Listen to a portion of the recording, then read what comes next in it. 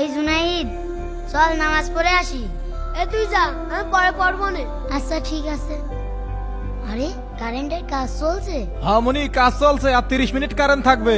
যাই গিয়ে সবকিছু চার্জে লাগাই। এই জুনাইদ, কি রে? বাইরে কারেন্টের কাজ চলছে, আধা ঘন্টার মধ্যে বিদ্যুৎ চলে যাবে। আমি আমার ফোনটা চার্জে লাগালাম, তোর ফোন চার্জে দেওয়া লাগলে এক্ষুনি দিয়ে নে। আচ্ছা ঠিক আছে, যা।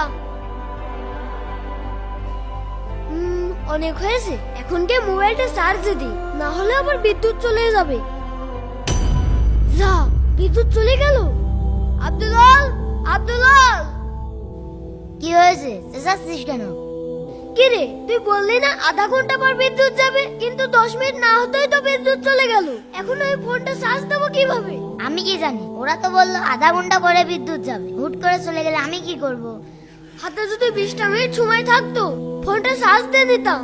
আরে ধুর, এখন আমি কি করব? কেন রে, আফসোস হচ্ছে? তে আফসোস হবে না? শোন, আমি তো তোকে এটাই বোঝাতে চাচ্ছি, এইভাবেই কখন হুট করে আজরাইল চলে আসবে। দুনিয়াতে বিদ্যুৎ যাওয়ার 1 ঘন্টা আগে ঘোষণা দেয়, কিন্তু আজরাইল আসলে 1 সেকেন্ডও সময় দেবে না। তাই তো বলি আমার সাথে নামাজ পড়তে চল, কিন্তু তুই তো যেতেই চাস না। ভাই, তুই একদম ঠিক বলেছিস রে। আমি আজ থেকে তোর সাথে মসজিদে নামাজ পড়তে যাব। ঠিক আছে চল। ভিডিওটি মন ছুঁয়ে গেলে অবশ্যই লাইক করবেন।